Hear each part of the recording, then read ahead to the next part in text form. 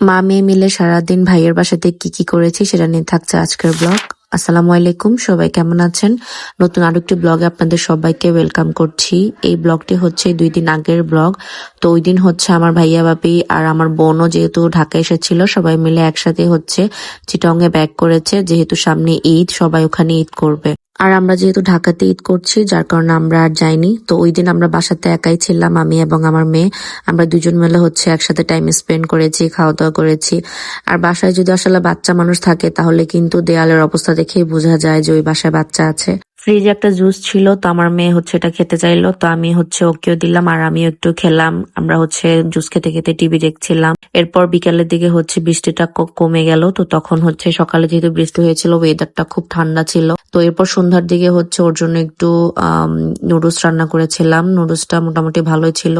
আর আমি যেহেতু একা চা খাবো, যার কারণে আমি একদম ছোট একটা পাতিলে জাস্ট 1 কাপ চা বানিয়েছিলাম।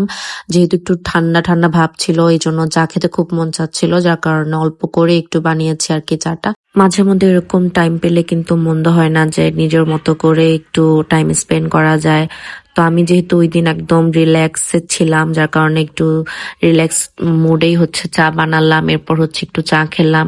আর চা খেতে খেতে আমি একটা হচ্ছে মুভি দেখছিলাম। আমার মেয়ে হচ্ছে কিছুক্ষণ মুভি দেখছে, কিছুক্ষণ খেলাধুলা করছে।